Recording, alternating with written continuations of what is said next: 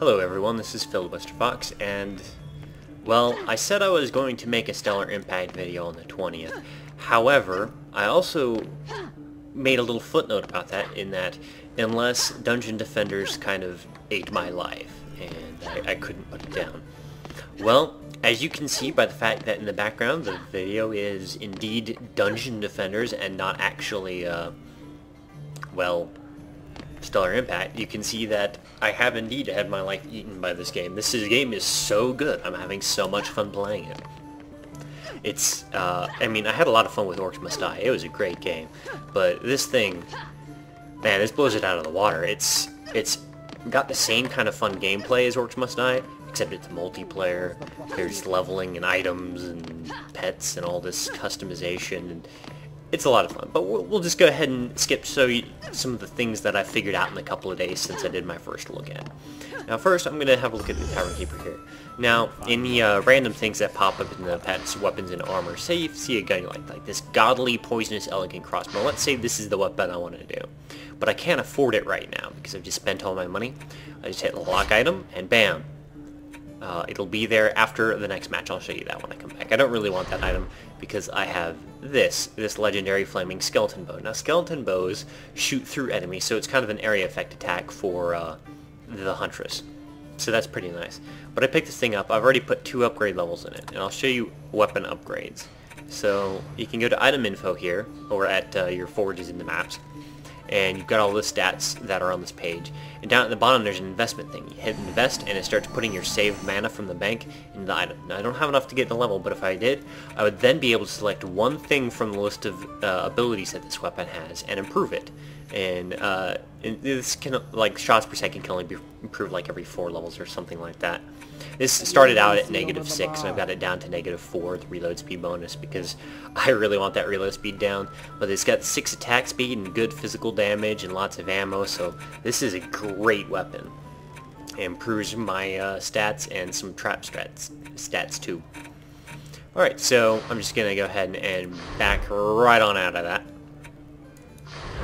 But that's weapon forging. Like, the weapon I've got now is a lower level skeleton bow, and it is fully upgraded. It's only like a level 20 weapon. It's only doing like 400 DPS. I've actually got a larger DPS weapon, but this one, since it shoots through enemies, I prefer it, because I can hit multiple ones and get bigger overall DPS. Helps me handle groups. Now, the deeper wall level, you're familiar with this. This is the one we had to do a couple times on medium before actually managing it. I'm going to do it on insane here. Now, the first time I was able to solo insane on this map was like level 8 on my mage, the apprentice.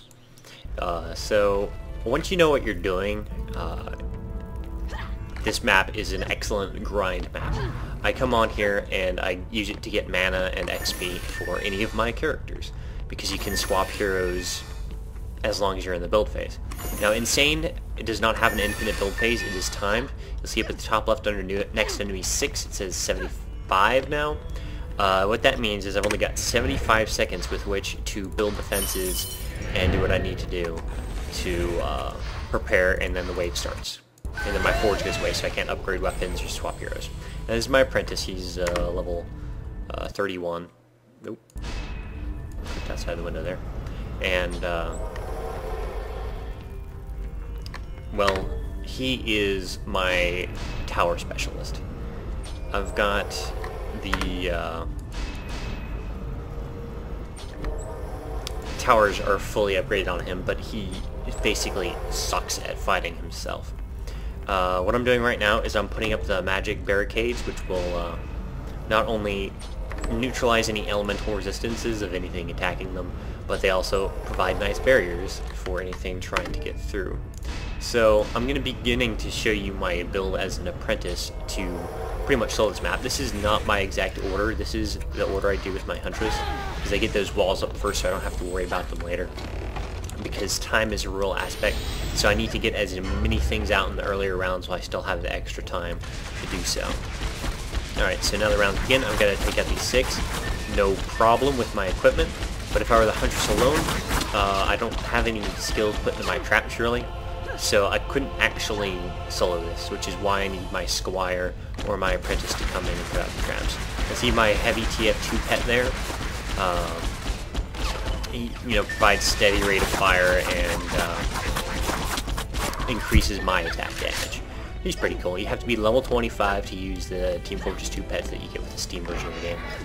You have to be level 30 as the Huntress to use the portal gun, which I will show you a bit later. Alright, I need to get things. Alright, now I've only got 80 seconds or so in with which to collect all the mana on the map, drop it in front of the forge, switch to my mage, put up defenses, and switch it back. So I really have to hurry in these segments. If you're soloing as a hero, it's not so rushed.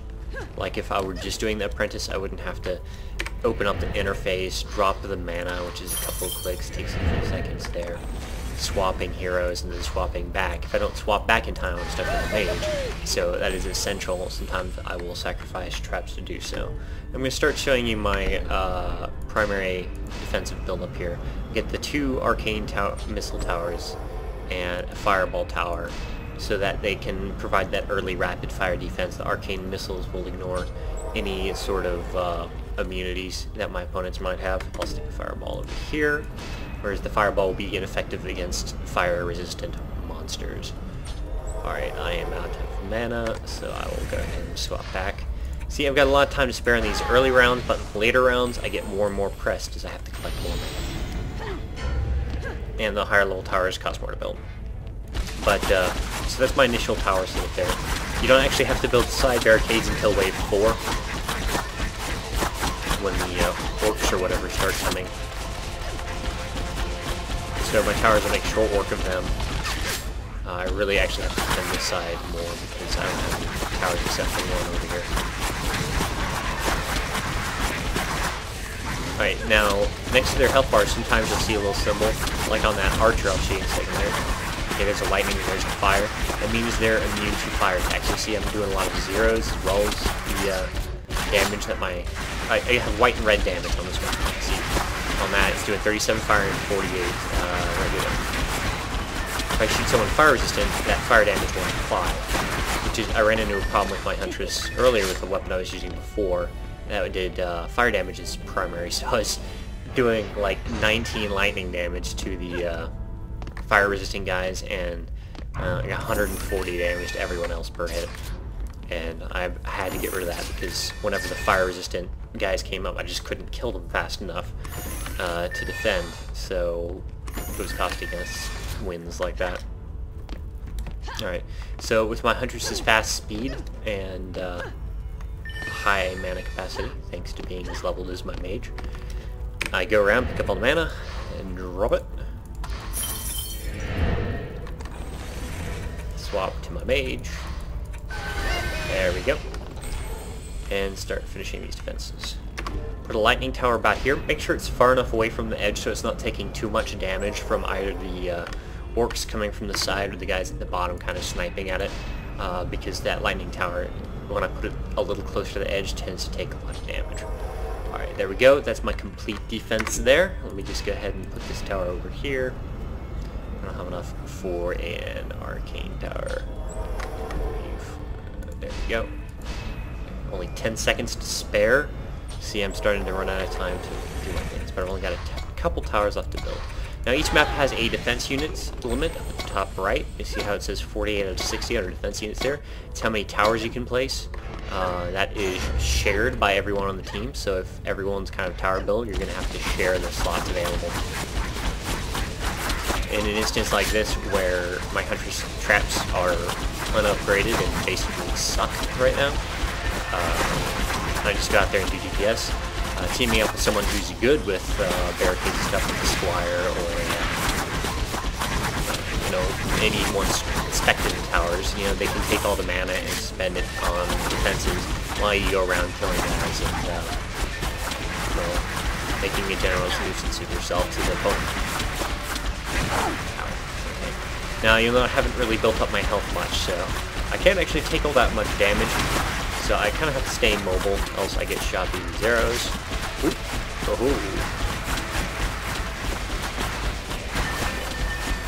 Yeah, I'm very excited about using that weapon that I've got in my inventory that I showed you earlier. It's except it requires level 45, so I was saving up a lot of money when I saw that in the store.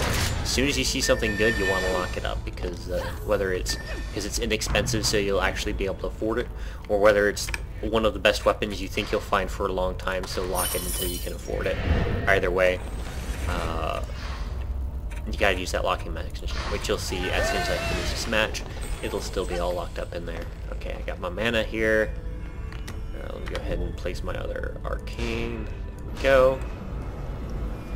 Now you don't need it shooting out over this since it's too low, so I kind of turn it to the side so I can hit these guys too. My lightning tower out up here, and that should eat up all my defense points. Only 2 to spare. I could put out one more barricade, but I don't need it. I'm going to dump the remaining mana into the bank and swap over to my Huntress. There we go. 28 seconds to spare, and my defenses are fully built. With the level I've got them upgraded to, they could win the match all by themselves without any upgrades or repairs. But I'm going to go ahead and fight with Huntress because, well, that's what she's for. Us be boring just sitting there watching with someone spike to fight. My mage just sits there because you get bonus points if you exclusively use weapons or if you exclusively use towers. You get a little bonus score, and that gives you some extra XP at the end if you do it for all the rounds. So my mage will get extra XP by not actually ever pulling the trigger on his staff. That's how that works, I don't know. But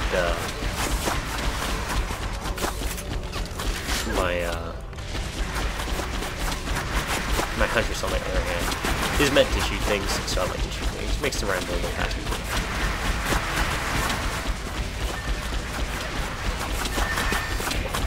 Probably actually go 5-star if I just let them go to the tower, since the towers are doing more damage than I am at this point. I really need a new weapon.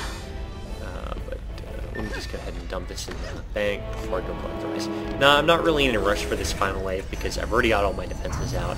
I mean, if I wanted to upgrade or repair them, then, well, I could do that on the Huntress. I don't actually have to pull out the mage anymore. Yeah. So this is a pretty effective way of leveling like a monk or a anyone not tower respect. As soon as you get a mage to about level 10 or a squire to about level 15 is when they can start doing this on Sane, maybe a little earlier, depending on how quick you are. That's what you need to do. Sorry, I'm getting a little frame rate lag here. It's not a problem at all when I run without fraps. I run on the full 1080p and all that without fraps, and it's just fine. So if anyone's got a huge bankroll and wants to make the videos a little better, just send me a nice new computer and I'll be happy. Yeah. Alright, so you see I've already got over 1,200 mana banked up from this, and then it'll sell all my towers and stuff when I'm done, so I'll have a bunch more. I usually end up with like somewhere between 2,000 to 4,000 mana when it's all said and done.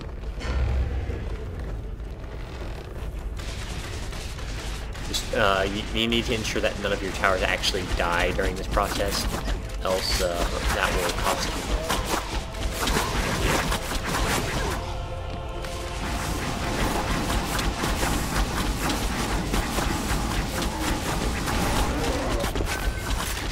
This will work with any level of hero that you pull out for the battle, be it, you know, like level 32 or whatever I am on just now, or level 1. I can pull out my level 1 monk and do the same thing, except I want to focus more on repairing defenses and upgrading defenses as opposed to just going around and fighting, because I wouldn't be able to handle these opponents at level 1.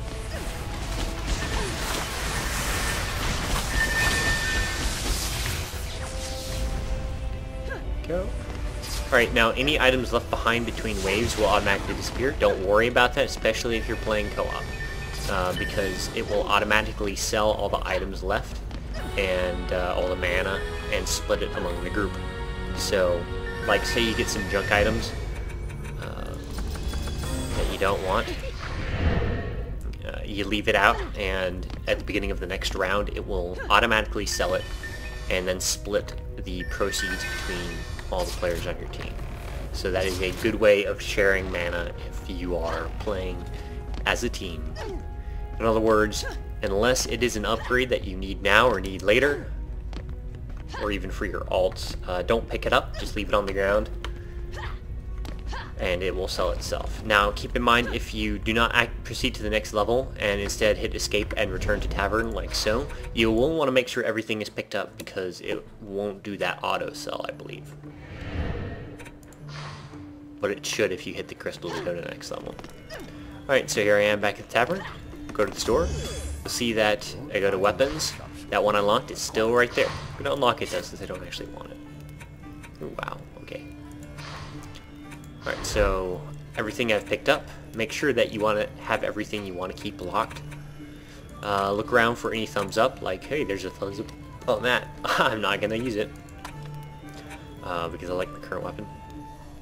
And then see if anything actually appeases to you as an upgrade. I don't actually... Ooh, that's actually not so bad, is it? Tower health, casting speed, me health. I don't have to worry about the tower stuff, do I? Okay. Totally gonna upgrade to that. Give the 0. Perfect. What are these boots? Well, I'm gonna sell those. I like my current bonuses.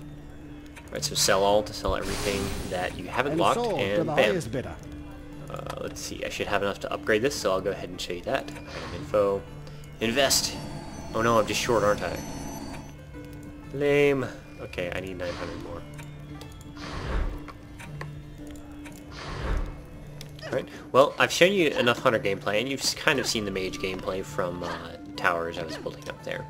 So let me pull out the Squire and see that. I haven't really played the Monk much, so I don't have much to show you in that respect, but I can indeed pull out the Monk. Alright, well, we'll go ahead and do the same thing again because it's such a good rare level.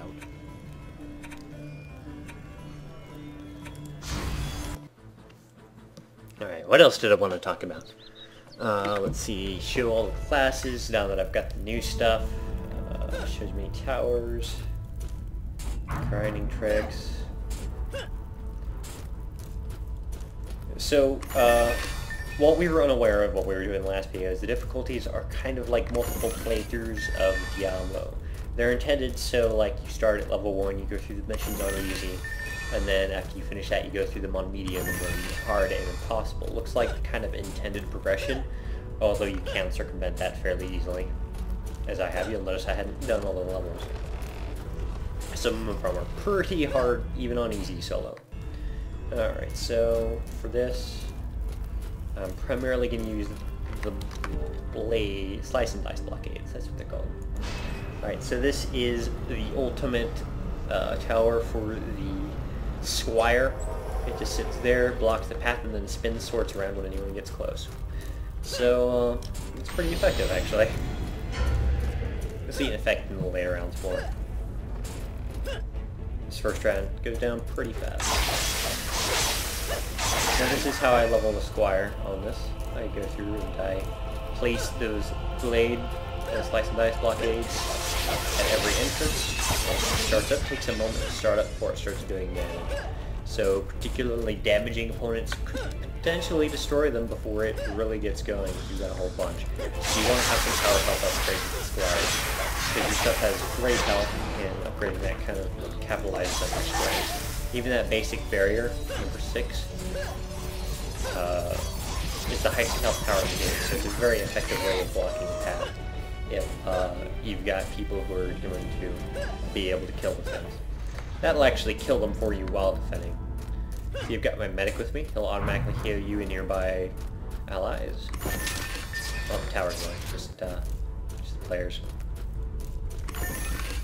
My current build on the Squire is primarily tower health, player health, and player damage. I'm going to focus on those 3 initially and then expand outwards. A little player speed and tower attack damage and attack speed. Alright, so go ahead and throw down my other slice and dice. These can pretty much handle this level by themselves except for the occasional archer who will sit back and snipe. But I'd like to give them a little backup so it's a little better. is the cannonball turret. It is ineffective upstairs. It is physics-based, so you're rolling a ball down. So try putting one at the base of the stair that goes up, and it just rolls back down towards the turret. So it's very ineffective. Over at the top of stairways, very nice. So it'll roll down and roll through the blade trap. I forgot to start the round.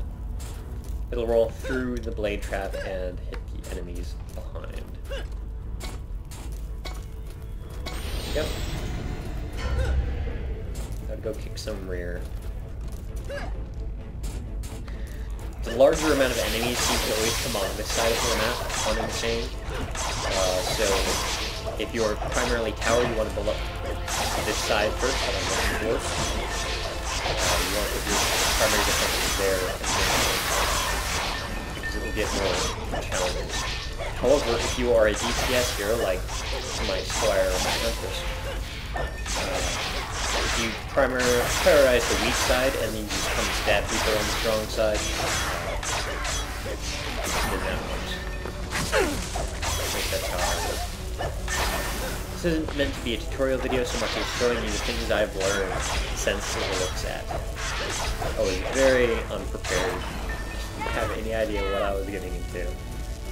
There's my medic healing me up slowly, but nonetheless he's doing it. Also gives me a whole bunch of flare health.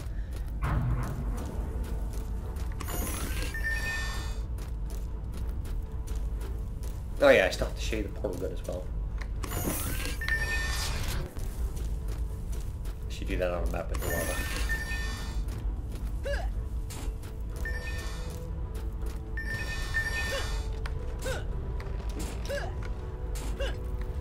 Yeah, I passed. Alright, still one more wave before you have to start coming along the top, but I am going to go ahead and prepare. So I'll put my slice and dice blockade right there at the choke point. Now you might wonder why I just don't build them closer to the enemies. Like, they both have to come up those frontal stairways, and only the orcs come around here, and I could build this, you know, at the next kind of watermill there. It's because a condensed defense like this, especially if you've got slow hero speed, is a very good way of keeping your hero in range to repair and upgrade and fight at every line. From here I can quickly move to any line of defense that may be faltering. There we go. See if I can't get you a good look at the towers actually doing their job on this round.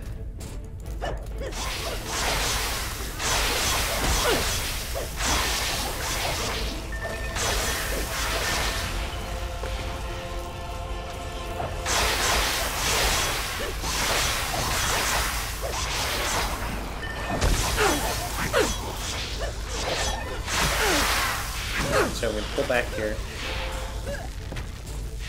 That tower already killed. And here's the bowling ball.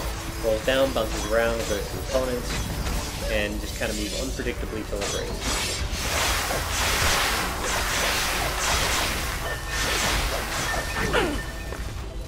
So it's good in enclosed spaces as it will bounce around and hit multiple guys.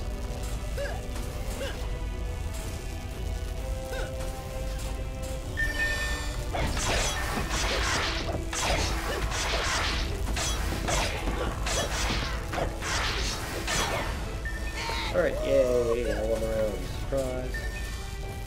I'm going to go ahead and actually put up a tower or two before I go collect the mana since I'm almost full. Alright, to finish off this line of defense with my Squire, I usually put out a harpoon turret there. And on the opposite side. It'll help out the blade tower with dealing with the orcs that come up on the top sides, and it'll also help the bottom as well. And that fills up my my defense units. So I'll go clean up some boots.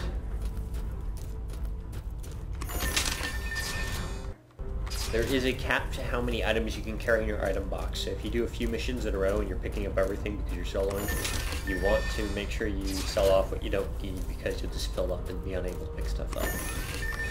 I learned this the other night. Last night, actually. Not really the other night. So I can see if I can swap to the monk real fast just to show you what the monk does. Since my tower should be fine. There we go.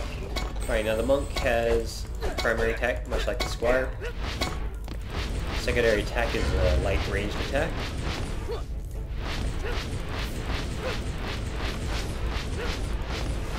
Which of course is not going to do a whole lot at this level. I'm level 1.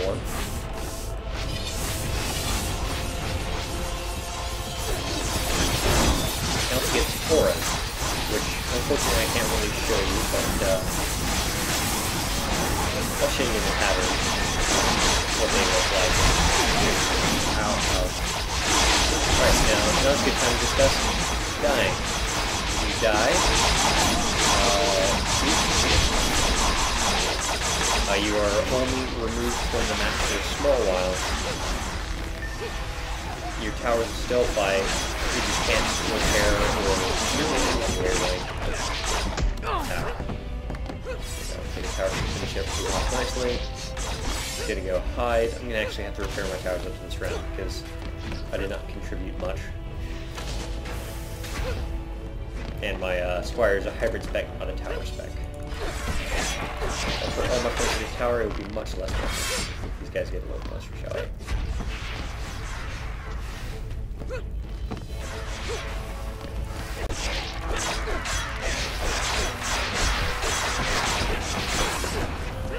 Perfect. What's the other side doing? Nope, I can get over there. There we go. So I'm going to get up and switch back to my squire for the final round, since this will be a little tough for me to actually do anything with it. I did level it up. I'm just going to go ahead and swap. I'll level them up later.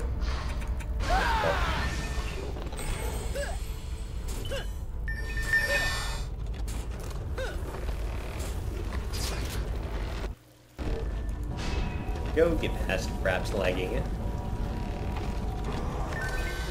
Now, upgrading is nice for repairing a very damaged tower that's in an important position if you've got the extra mana, because it will fully repair it as well as making it better. So, that's why I'm upgrading these instead of just repairing them, because I want them to be a little more effective on this final round, because it gets kind of tough. There we go. And just for, you know, symmetrical sake, I'll upgrade this one as well. Perfect. I'll put my mana.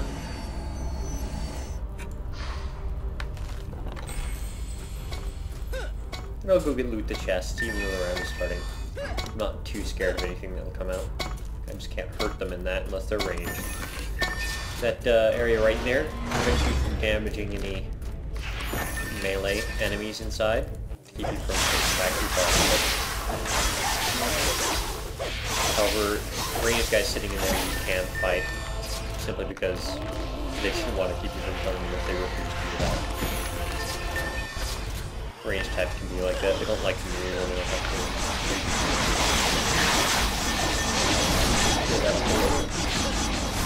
My hope is powerful from these guys. Lots of damage and takes tons of hits as well, so I'm not really concerned about fighting. The main point of these attempts is to do anything to get to the second, because I think they'll cover these things out. But it's not a really tower to be all the way.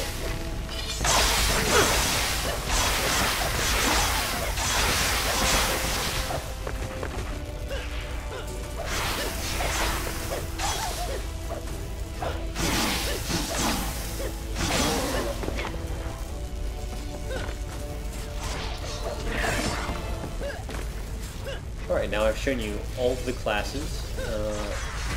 You saw traps in the last video. I'll show you the monk auras very shortly. The tavern. I can't show you all of them because obviously these all have 2 or 3 at this point. Do that much. Alright, there we go. Now, as I said, because this is the last round, and I'm going back to the tavern after this, make sure you collect up everything you need before.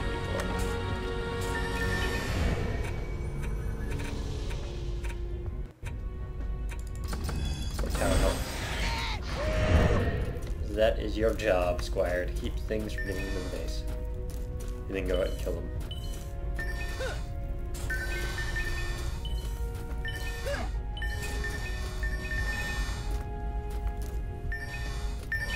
Okay, with the lagging again, thank you, Fraps. Once again, any frame rate hiccups you see is totally due to Fraps, not the game. The game runs very well for me. Virtually all the time. I've had it like hang for like half a second occasionally, but it is not the only game that does that to me, so... Alright, let's go ahead back to the tavern. Return to tavern. Excellent. Okay.